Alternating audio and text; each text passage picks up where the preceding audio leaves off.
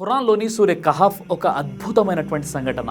విశ్వాస మాధుర్యం, సత్యధర్మంపై నిలకడ, ఆ మార్గంలో వచ్చే కష్టాలను ఎలా అధిగమించాలి, సహన స్థైర్యాలు, సాహసోపేతాలు, దైవం యొక్క సహాయం ఎలా ఉంటుంది, ఒక విశ్వాసి తన విశ్వాసంపై ఎలా స్థిరంగా ఉండాలో తెలిపే ఒక అద్భుతమైనటువంటి ప్రేరణ కలిగించే సూరా ఇది. ఈ సూరాని అర్థం చేసుకొని చదివితే మన రోమాలు నిక్కబుడుచుకుంటాయి, మన విశ్వాసం బలపడుతుంది. ఎలాంటి పరిస్థితుల్లోనైనా విశ్వాసంపై స్థిరంగా ఉంటే ఆ అల్లాహ్ యొక్క సహాయం ఏ స్థాయిలో వస్తుందో తెలిపే అద్భుతమైనటువంటి సంఘటన సూరే కహఫ్లో మనకు కనిపిస్తుంది. తమ నిజదైవాన్ని తెలుసుకున్న 7 యువకులు తమ విశ్వాసాన్ని కాపాడుకోవడానికి కొండలకు వెళ్ళిపోయారు. అక్కడ వారందరికీ సరిపోయే వైశాల్యం ఉన్న ఒక గుహ కనబడింది. ఆ గుహలో వాళ్ళు దాక్కున్నారు. వారిని అనుసరిస్తూ ఒక కుక్క కూడా అక్కడి వరకు వచ్చింది. ఆ కుక్క గుహ ముఖద్వారం వద్ద కూర్చుంది. వాళ్ళు తమ వద్ద ఉన్న ఆహార పదార్థాలు తిని సమీపంలోని వాగునీరు త్రాగి విశ్రాంతి తీసుకున్నారు. కొద్దిసేపటికి వాళ్ళంతా గాఢ నిద్రలోకి మునిగిపోయారు. ఆ విధంగా వారు గుహలో 309 సంవత్సరాలు నిద్రపోతూ ఎలా బ్రతకగలిగారు?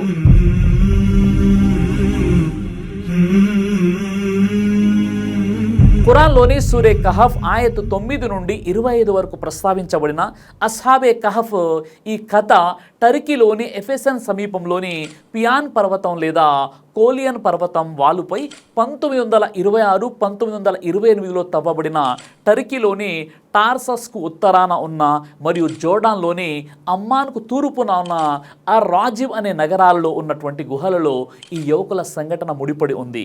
ఈ 3 ప్రదేశాలలో అస్హాబే కహఫ్ కథ అనేది అంటే ఆ కొండ గుహ వారి సంఘటన జరిగిందని కొంతమంది చరిత్రకారులు చెప్తూ ఉంటారు. జోర్డాన్లో ఉన్న గుహలో ఇప్పటికీ ఆ గుహలోని యువకుల ఎముకలు ఉన్నట్లు కొన్ని చారిత్రక ఆధారాలు అయితే చెప్తున్నాయి. కానీ వాస్తవంగా ఆ సంఘటన ఖచ్చితంగా ఏ ప్రదేశంలో జరిగిందో అల్లాహ్కే తెలుసు. అయితే ఆ సంఘటన ఎక్కడ జరిగినా ఆ గుహలోని యువకుల యొక్క కథ అనేది మనందరికీ కూడా ఆదర్శం. ఖురాన్లోని సూరే కహఫ్ సూర నెంబర్ 18 ఆయత్ నెంబర్ 10, 11, 12 మరియు 13లో ఆ యువకులు గుహలో ఆశ్రయం పొందినప్పుడు ఇలా ప్రార్థించారు. మా ప్రభు, నీ వద్ద నుంచి మాకు కారుణ్యాన్ని ప్రసాదించు, మా పనిలో మా కోసం సన్మార్గాన్ని సులభతరం చెయ్యి. సూరే కహఫ్ సూర నెంబర్ 18 ఆయత్ నెంబర్ 11లో కావున ఆ గుహలో కొన్ని సంవత్సరాల వరకు మేము వారి చెవులపై జోగొట్టి పడుకోబెట్టాము. సూరే కహఫ్ సూర నెంబర్ 18 ఆయత్ నెంబర్ 12లో ఆ తర్వాత ఆ 2 వర్గాల వారిలో ఎవరు ఆ స్థితిలో గడిపిన గరిష్ట కాలాన్ని ఖచ్చితంగా లెక్కగడతారో తెలుసుకుందామని మేము వారిని తిరిగి లేపాము. అలాగే సూరే కహఫ్ సూర నంబర్ 18 ఆయత్ నంబర్ 13లో మేము వారి యథార్థ గాథ నీకు వినిపిస్తున్నాము. నిశ్చయంగా వారు తమ ప్రభువును విశ్వసించిన కొందరు యువకులు, మేము వారి మార్గదర్శకత్వాన్ని అధికం చేశాము. ఇప్పుడు నేను చదివినటువంటి ఆయతులన్నీ కూడా గృహవాసులైన యువకులకు సంబంధించినటువంటి ఆయతులు. అయితే వారికి సంబంధించినటువంటి పూర్తి వివరాలు ఇప్పుడు మనం తెలుసుకుందాం. గుహవారు అంటే అస్హాబే కహఫ్గా పిలువబడేవారు ఆ నవ యువకులు. వారు అవలంబించేటటువంటి సత్య ధర్మాన్ని కాపాడుకునే ఉద్దేశంతో వారు పర్వత గుహలో ఆశ్రయం పొందారు. గుహవారి ఈ వృత్తాంతం యువతరానికి గొప్ప గుణపాఠం వంటిది. విచ్చలవిడితనం, వ్యర్థ వ్యసనాలు గురవుతున్న నేటి నవయువకులు ఈ వృత్తాంతం నుండి నీతిని గ్రహించి తమ శక్తియుక్తులను దైవ ప్రీతిని పొందే మార్గంలో వెచ్చిస్తే ఎంత గొప్పగా ఉంటుంది ఒక్కసారి అర్థం చేసుకోండి. అయితే ఈ అస్హాబే కహఫ్ ఈ యువకులు క్రైస్తవ మతస్థులని కొందరు భావిస్తున్నారు. మరికొంతమంది యేసుక్రీస్తు హజ్రత్ ఈసా అలైహిస్సలాంకి పూర్వం వారని మరికొందరు అభిప్రాయపడ్డారు. అయితే హాఫిజ్ ఇబ్నే కసీర్ ఈ 2వ అభిప్రాయం వైపునకు మొగ్గారు. ఆయన ప్రకారం పూర్వం దిహియానుస్ అనేటటువంటి రాజు ఒకడు ఉండేవాడు. అతడు బహుదైవారాధన వైపునకు, షిర్కుతో కూడుకున్నటువంటి జాతరల వైపునకు ప్రజల్ని పురికొల్పేవాడు. అయితే ఖురాన్లో ఆ యువకులకు సంబంధించి ఫిత్యాతున్ అనే పదం ఉపయోగించబడింది. దీని ద్వారా వారి సంఖ్య 9 లేక అంతకంటే తక్కువ ఉండి ఉంటుందని ఇక్కడ మనకు బోధపడుతుంది. ఎందుకంటే ఫిత్యాతున్ అన్నది 9 లోపు సంఖ్యను సూచించేటటువంటి బహువచనం కాబట్టి వారంతా ప్రజాబాహుల్యం నుంచి వేర్పడి ప్రత్యేకంగా ఒక చోట చేరి ఒక్కడైన సృష్టికర్తను ఆరాధించేవారు. వారి ఏకదైవారాధన సమాజంలో చర్చనీయాంశంగా మారిపోయింది. ఆ యువకులు ఉంటున్న నగరంలో పండుగ రోజు అది. ఆ రోజున ప్రజలు తమ విగ్రహాలకు పూజలు చేసి వాటికి ప్రత్యేక నైవేద్యాలు సమర్పిస్తారు. కానీ ఈ కార్యక్రమంలో పాల్గొనకుండా ఒక యువకుడు మాత్రం దూరంగా ఉండిపోయాడు. ఎందుకంటే అతని మనసులో ఈ కార్యక్రమాల పట్ల అనేక అనుమానాలు ఉన్నాయి. అతను ఒక చెట్టు నీడన కూర్చొని నగరంలో జరుగుతున్న కార్యక్రమం గురించి ఆలోచించసాగాడు. కొంతసేపటి తర్వాత అతని మిత్రుడు ఒకడు వచ్చి అతనితో కలిశాడు. ఆ తర్వాత కొద్దిసేపటికి మరొకడు, అలా మొత్తం 7 మిత్రులు అక్కడ కలిసిపోయారు. వారందరి ఆలోచన విధానం ఒక్కటే, విగ్రహారాధన పట్ల, విగ్రహారాధకుల పట్ల వారి మనస్సులలో అనేక అనుమానాలు ఉన్నాయి. అల్లా వారికి సత్యాన్ని గ్రహించే వివేకం ప్రసాదించాడు. వారు తాము నమ్మిన ధార్మిక విశ్వాసాన్ని తమ హృదయాల్లోని దాచుకోవాలని వారు నిర్ణయించుకున్నారు. ఎందుకంటే రాజు కూడా విగ్రహారాధకుడే కాబట్టి. ఆ యువకులు తమ విశ్వాసం గురించి చెబితే రాజు వారిని వేధింపులకు గురిచేస్తాడని భయపడ్డారు. వారంతా మళ్ళీ ఒక రాత్రి సమావేశమయ్యారు. అందులో ఒకరు గుసగుసగా మిగిలిన వారితో మాట్లాడుతూ, రాజుగారికి మన గురించి తెలిసిపోయిందట, మనం మతం మార్చుకున్నామని తెలిసి రాజు కోపంతో మండిపడుతున్నాడట, కనుక మనం విగ్రహారాధనలో పాల్గొనకపోతే శిక్షిస్తానని బెదిరించినట్లు కూడా తెలిసింది. రాజు రేపు మనల్ని తన దర్బారుకు పిలుస్తాడు, దర్బారులో మనపై విచారణ జరిపిస్తాడు, ఇప్పుడు మనమేం చేయాలో ఆలోచించండి అన్నాడు. ఆ తర్వాత మరొక యువకుడు జవాబిస్తూ, నాకు కూడా ఈ విషయం తెలిసింది, కానీ ఇదంతా ఒక పుకారు మాత్రమే అనుకుంటున్నాను. ఏది ఏమైనా మనం మన విశ్వాసం విషయంలో దృఢంగా ఉండాలి. మళ్ళీ విగ్రహారాధనకు మరలిపోవడం మన వల్ల కాని పని. ఈ సృష్టి మొత్తానికి మహాసృష్టికర్త ఒకడు ఉన్నాడని చెప్పడానికి చాలా నిదర్శనాలున్నాయి అని అన్నాడు. సూరే కహాఫ్ సూర నంబర్ 18 ఆయత నంబర్ 14లో వారు లేచి నిలబడి ఈ ప్రకటన చేసినప్పుడు, మేము వారి హృదయాలకు దృఢత్వాన్ని కలుగజేశాము. భూమి ఆకాశాలకు ప్రభు అయిన వాడే మా ప్రభు, మేము ఆయన్ని తప్ప వేరొక ఆరాధ్య దైవాన్ని పిలవటం అన్నది జరగని పని. ఒకవేళ మేము గనక అలా చేస్తే ఎంతో దుర్మార్గపు మాటలు పలికిన వారం అవుతాము. మరుసటి రోజు ఎట్టకేలకు రాజుకి ఆ యువకుల విషయం తెలిసిపోయింది. ఆ యువకులను రాజుగారు దర్బారుకు పిలిచాడు. వారిని ప్రశ్నించడానికే రాజు పిలుస్తున్నాడని రాజుకు కొత్త మతం అంటే గిట్టదని వారికి బాగా తెలుసు. అయినా వారు భయపడలేదు.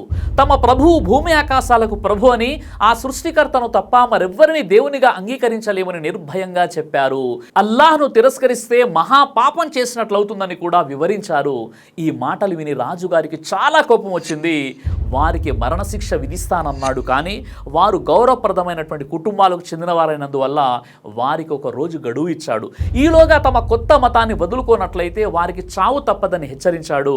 వారు అల్లా పట్ల విశ్వాసంతో మరింత బలాన్ని పొంది ఇలా జవాబిచ్చారు, రాజా, ఈ ధర్మాన్ని మేము ఎవరి ప్రోద్బలం వల్లనూ స్వీకరించలేదు, అజ్ఞానం వల్లనూ స్వీకరించలేదు, ఎవరి బలవంతం వల్లనూ ఈ ధర్మాన్ని స్వీకరించలేదు. మా హృదయాలలో ఉన్న సహజ సిద్ధమైన భావనల ప్రేరణ వల్ల మాకు లభించిన వరం ఇది. అల్లా మా హృదయాలను ప్రకాశవంతం చేశాడు. ఆయన ఒక్కడే దేవుడు, ఆయనే మాకు ప్రభు, ఆయనే భూమి ఆకాశాలకు ప్రభు. మేము ఆయన తప్ప మరెవ్వరిని దేవునిగా ఆరాధించలేము. ఓ రాజా, మా పట్ల నీవు ఎలా వ్యవహరించాలనుకున్నా నీ ఇష్టం, ఇప్పుడు నీ ఇష్టం వచ్చినట్లు చేయడం మంచిదన్నారు. ఇక రాజు జవాబిస్తూ, నేను నా నిర్ణయాన్ని ప్రకటించేశాను కాబట్టి మీకు ఒక రోజు ఆలోచించుకునే గడువు ఉంది, రేపు నేను నా తుది తీర్పు వినిపిస్తాను అన్నాడు. సూరే కహాఫ్ సూర నంబర్ 18 ఆయత నంబర్ 16లో, ఇప్పుడు మీరు వాళ్ళతోనూ అల్లాను కాకుండా వారు పూజిస్తున్న ఇతర దైవాలతోనూ తెగత్రెంపులు చేసుకున్నారు. ఇక ఇప్పుడు ఏదన్నా గుహలోకి పోయి కూర్చోండి, మీ ప్రభు మీపై తన కారుణ్యాన్ని విస్తరింపజేస్తాడు, మీ కార్యసిద్ధికై సౌలభ్యాన్ని సమకూరుస్తాడు. అప్పుడు వారు అనుకున్నారు, మానసికంగా మనం ఎలాగూ మన జాతి వారికి దూరం అయిపోయామో, ఇప్పుడు భౌతికంగా కూడా వారితో సంబంధాలు తెంచుకోవడం మంచిదని గుహవాళ్ళు పరస్పరం చెప్పుకున్నారు. ఆ విధంగా రాజ దర్బారు నుంచి వచ్చిన తర్వాత వాళ్ళు తమ పథకాన్ని ఆచరణలో పెట్టడానికి పూనుకున్నారు. వారిలో ఒకడు మిగిలిన వారితో, మనం మన విశ్వాసం పట్ల ఎంత దృఢంగా ఉన్నామో రాజుకు తెలుసు కాబట్టి తప్పక మన మీద చర్య తీసుకుంటాడు. ఒకవేళ రాజు చర్య తీసుకోకపోతే ప్రజలు రాజును బలహీనుడిగా భావించి పరిహసిస్తారు. కాబట్టి మనం ఇక్కడ ఉండడం క్షేమం కాదు, పట్టణాన్ని వదిలి కొండ గుహల్లో ఎక్కడైనా తలదాచుకుందాం, అక్కడ మనం స్వేచ్ఛగా మన విశ్వాసం ప్రకారం జీవించవచ్చు, ఎవరి జోక్యం ఉండదు అన్నాడు. ఈ సమాలోచన తర్వాత వారంతా తమ తమకు లభించిన ఆహార పదార్థాలు తీసుకొని ఆ 7 యువకులు కొండకు వెళ్ళిపోయారు. అక్కడ వారందరికీ సరిపోయే వైశాల్యం ఉన్న ఒక గుహ కనబడింది. ఆ గుహలో వాళ్ళు దాక్కున్నారు. వారిని అనుసరిస్తూ ఒక కుక్క కూడా అక్కడికి వరకు వచ్చింది.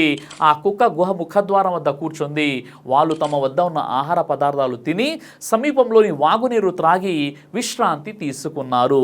కొద్దిసేపటికే వాళ్ళంతా గాఢ నిద్రలో మునిగిపోయారు. సూర్య కహాఫ్ నంబర్ 18 ఆయత నంబర్ 17లో సూర్యుడు ఉదయిస్తున్నప్పుడు వారి గుహకు కుడి ప్రక్కకు ఒరిగిపోవటాన్ని, అస్తమించే సమయంలో వారికి ఎడమ ప్రక్కకు జరిగిపోవటాన్ని నువ్వు చూస్తావు.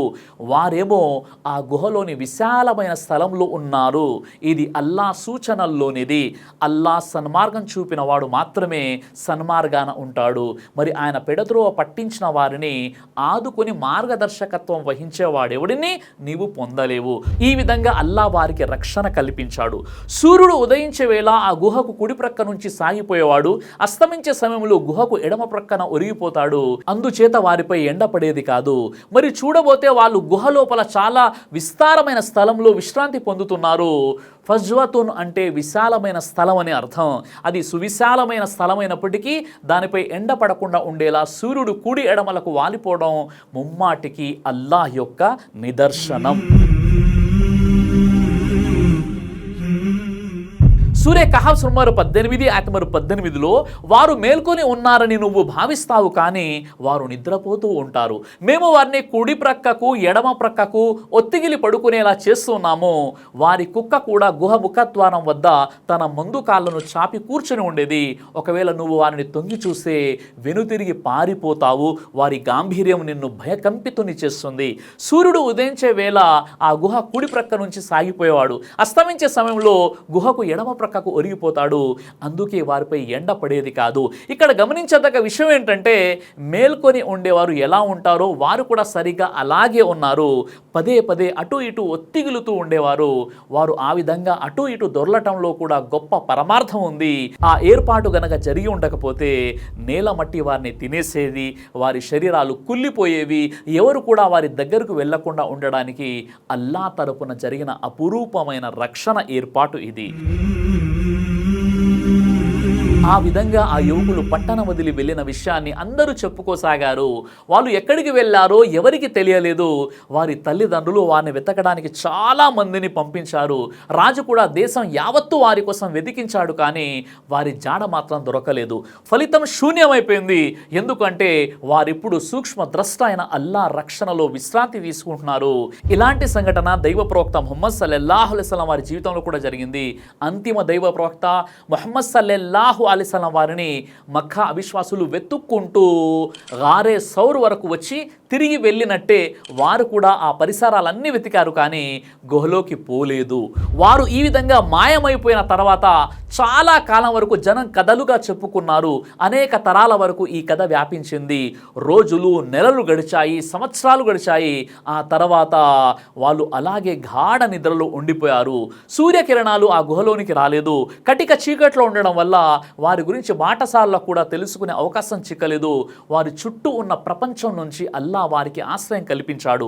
ఆ విధంగా ఒక సుదీర్ఘ కాలం వరకు గాఢ నిద్రలోకి వెళ్ళిపోయిన తర్వాత ఎప్పుడైతే వారు మేల్కొన్నారో ఆ సందర్భాన్ని అల్లా సుబ్హానహు వ తఆలా ఖురాన్లో ఇలా తెలియజేస్తున్నాడు. సూర్య కహాఫ్ నంబర్ 18 ఆయత నంబర్ 19లో ఇదే విధంగా వారు పరస్పరం ప్రశ్నించుకోవడానికి మేము వారిని లేపి కూర్చోబెట్టాము.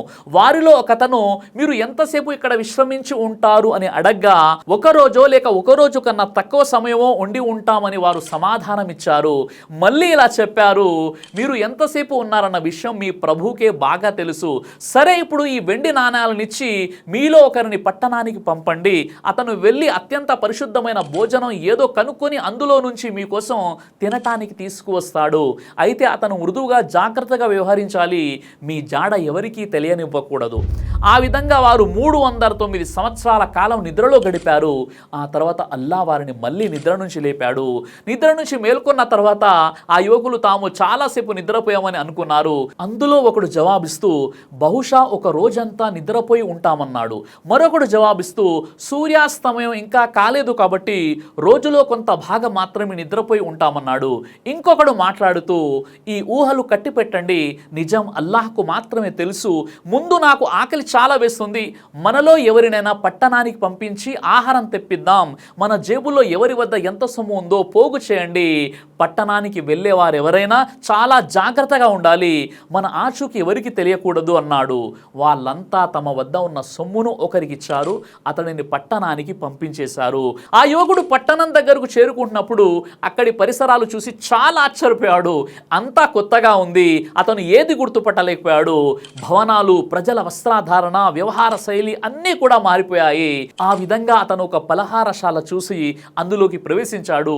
ఆ దుకాణందారుడు యువకుడి ముఖంలోని తేజస్సుకు ఆశ్చర్యపోయాడు. యువకుడు రొట్టెలు కావాలని అడిగాడు, కానీ ఆ యువకుడు ఇచ్చిన నాణ్యాలు చూసి దుకాణందారుడు ఆశ్చర్యపోయాడు. ఆ విచిత్రమైన నాణ్యాలు ఎక్కడి నుంచి తీసుకొచ్చామని ప్రశ్నించాడు. అలాంటి నాణ్యాలు ఇక్కడ వాడకంలో లేవని అన్నాడు. వారిద్దరి మధ్య వాగ్వివాదం ప్రారంభమైంది. త్వరలోనే జనం గుమిగూడారు. ఆ యువకుడు ఆ ప్రాచీన నాణ్యాలను ఎక్కడి నుంచి సంపాదించాడో తెలుసుకోవాలని ప్రతి ఒక్కరూ భావించారు. ఆ యువకుడు ఆ డబ్బు తన స్వంతమని వాదించాడు. రాజభటులు అక్కడికి వచ్చారు. ఆ యువకుడిని న్యాయస్థానానికి తీసుకుపోవడం జరిగింది. అక్కడ ఆ యువకుడిని ప్రశ్నించడం జరిగింది. అతను తన గురించి చెప్పాడు, గుహలో ఉన్న తన 6 మిత్రుల గురించి కూడా చెప్పేశాడు. అప్పుడు ప్రజలకు ఆ యువకుడు ఎవరో తెలిసింది. 309 సంవత్సరాల క్రితం పట్టణం నుంచి మాయమైన 7 యువకుల్లో ఒకడిగా అతన్ని గుర్తించారు. దుర్మార్గపు రాజు మరణించి అనేక వందల సంవత్సరాలైందని తెలిసి ఆ యువకుడు కూడా ఆశ్చర్యపోయాడు. అయితే ఆనాటి రాజు, తన సైనికులు ఎంత దుర్మార్గులో అల్లా ఈ వాక్యంలో తెలియజేస్తున్నాడు. సూరకాసనం 18:20లో, వారు గనక మిమ్మల్ని పట్టుకున్నారంటే మీపై రాళ్ళైనా రువ్వుతారు, లేదా మిమ్మల్ని తమ మతంలోకైనా తిరిగి రప్పించుకుంటారు. అదే గనక జరిగితే మీరెన్నటికీ సాఫల్యం పొందలేరు.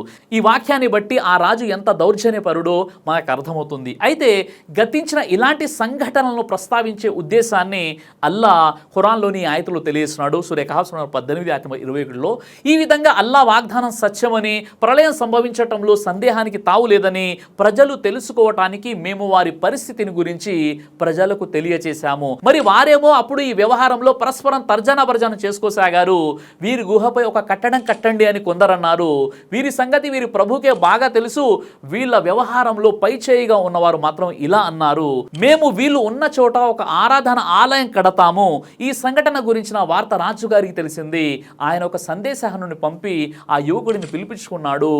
యువకుడు చెప్పిన విచిత్రమైన కథ విన్న తర్వాత రాజు ఆ యువకునితో కలిసి కొండ గుహ వద్దకు వెళ్ళాడు. యువకుడు తన మిత్రులను గుహ బయటకు రమ్మని పిలిచాడు. ఇప్పుడు భయపడవలసిన పని లేదని చెప్పాడు. వారు బయటకు వచ్చారు. ఆ యువకుల ముఖాలపై తేజస్సు చూసి రాజు ఆశ్చర్యానికి గురయ్యాడు. వారిని చాలా అభిమానంగా ఆలింగనం చేసుకున్నాడు. ఆ విధంగా మిగిలిన యువకులు తమ మిత్రుడి ద్వారా జరిగిన కథ తెలుసుకున్నారు. రాజు వారిని తన భవనానికి రమ్మన్నాడు. కానీ వారు ఆ ఆహ్వానాన్ని మర్యాదగా కాదంటూ తమ బంధువులు, మిత్రులు అందరూ మరణించినందువల్ల ఇక జీవితంలో తమకు కావాల్సింది ఏమీ మిగలలేదని అన్నారు. విచారణ జరిగిన తర్వాత అతని సహాయంతో ఆ రాజ్యాధికారి ఆ గుహ వరకు చేరుకున్నాడు. వజ్ర సంకల్పులైనటువంటి ఆ యువకులను చూశాడు. వారు చేతులెత్తి అల్లాను ప్రార్థిస్తూ తమను కారుణ్యంతో కాపాడమని కోరుకున్నారు. అనంతరం అల్లా సుబ్హానహు వ తఆలా ఆ గుహలోనే నిద్రావస్థలోనే వారికి మరణాన్ని ప్రసాదించాడు. వారి అంత్యక్రియలకు వేలాది మంది ప్రజలు హాజరయ్యారు.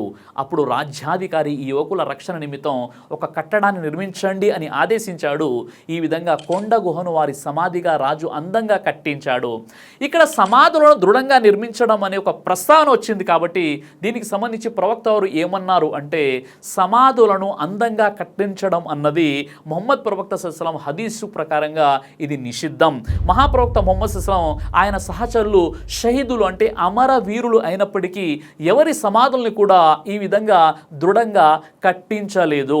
సజ్జనుల సమాధులపై ఆరాధనాలయాలు కట్టడం అల్లాకు సుతారము ఇష్టం లేదు. అల్లా యూదులను, క్రైస్తవులను శపించుగాక, వారు తమ ప్రవక్తల పుణ్యపురుషుల సమాధులను ఆరాధన ఆలయాలుగా చేసుకున్నారు అన్న మహనీయ ముహమ్మద్ సల్లల్లాహు అలైహి వసల్లం యొక్క ప్రవచనం ఈ సందర్భంగా మనం గుర్తుకు చేసుకోవాలి. సహీ బుఖారీ కితాబుల్ జనాయిజ్, ముస్లింలోని కితాబుల్ మసాజిద్లో కూడా ఈ ప్రస్తావన మనకు కనిపిస్తుంది. అయితే మరో సందర్భం ఏంటంటే, 2వ ఖలీఫా అయినటువంటి హజరత్ ఉమర్ రదియల్లాహు అన్హు వారి పరిపాలన కాలంలో ఇరాక్లో హజరత్ దానియేల్ అలైహిస్సలాం ఆయన సమాధి కనుగొనబడింది. అయితే దాన్ని ఇతర సమాధుల మాదిరిగా కనుమరుగు చేయమని ఆయన ఆజ్ఞాపించారు. ఫలానా సమాధి సమాధి ప్రవక్త సమాధి అని తెలిస్తే ప్రజలు దాని పట్ల అతిశయిల్లుతారన్న ఉద్దేశంతో ఆయన ఇలా చెప్పారు. తఫ్సీర్ ఇబ్నే కసీర్లో ఈ విషయాన్ని మీరు చూడవచ్చు.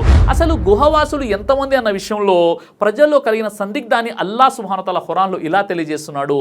ఖురాన్లోని సూరే కహఫ్ సూరా నంబర్ 18:22లో వాళ్ళు ముగ్గురు, నాలుగవది వారి కుక్క అని కొందరు అంటారు, వారు ఐదుగురు, ఆరోది వారి కుక్క అని మరికొందరు అంటారు, వారు తమకు తెలియని విషయంలో ఊహాగానాలు చేస్తున్నారు, వారు ఏడుగురు, ఎనిమిదోది వారి కుక్క అని ఇంకా కొంతమంది అంటారు, వారి సంఖ్య కేవలం నా ప్రభువుకు తెలుసు, వారి సంఖ్య గురించి బహుకొద్ది మందికి మాత్రమే తెలుసు అని వారికి చెప్పు, కాబట్టి నువ్వు వారి విషయంలో స్థూలంగా మాత్రమే వాదించు, ఇంకా గుహవారిని గురించి వీళ్ళలో ఎవరిని అడగకు.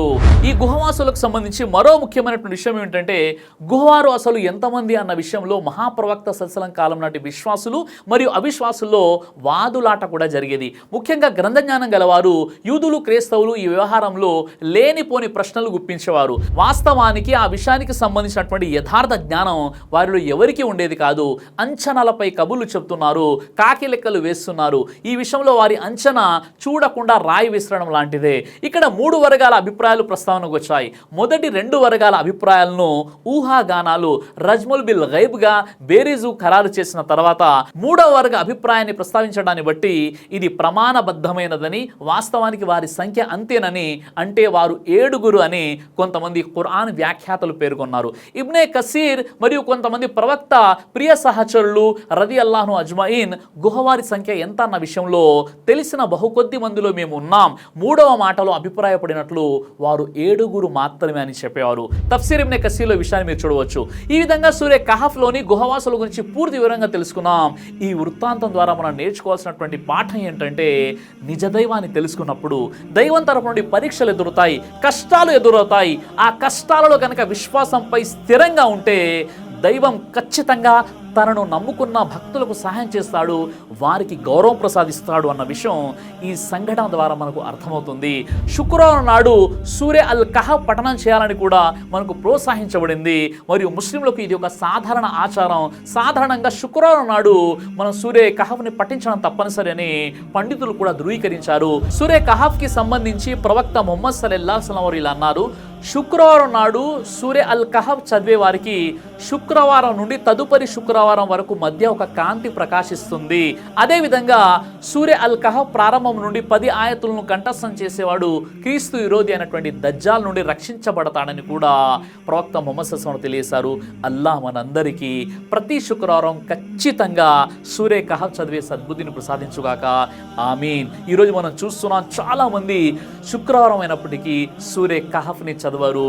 ప్రతి శుక్రవారం కూడా ఖచ్చితంగా మనం సూరే కహఫ్ని చదివేటటువంటి ప్రయత్నం చేయాలి. అల్లాహ్ సుబ్హానహు వ తఆలా మనందరికీ ప్రతి శుక్రవారం కూడా సూరే కహఫ్ పఠించేటటువంటి సద్బుద్ధిని ప్రసాదించుగాక. ఆమీన్ యా రబ్బుల్ ఆలమీన్. దైవ ప్రవక్త ముహమ్మద్ సల్లల్లాహు అలైహి వసల్లం వారు తెలియజేశారు, కడుపుకు సంబంధించినటువంటి అన్ని రకాల వ్యాధులకు అద్భుతమైనటువంటి ఔషధం తల్బీనా. ఇది దైవ ప్రవక్త వారి సున్నత్.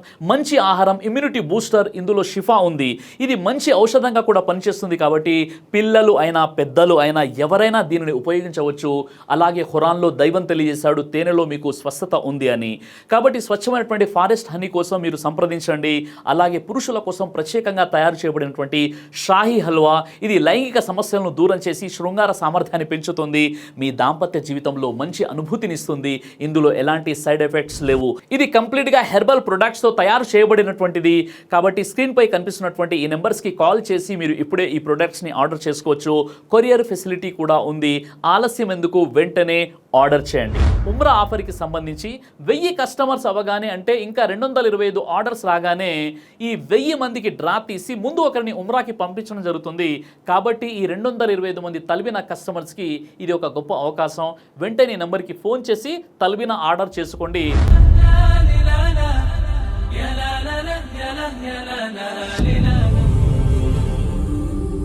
బ్రదర్ సిరాజ్ అని యూట్యూబ్ ఛానల్ని మీరు సబ్స్క్రైబ్ చేసినట్లయితే ఇన్షాల్లా దైవచిత్తం అయితే మీకు వీడియోస్ వస్తుంటాయి. అదేవిధంగా బ్రదర్ సిరాజ్ అనేటటువంటి ఫేస్బుక్ని కూడా లైక్ చేయడం వల్ల మీకు వీడియోస్ వస్తుంటాయి.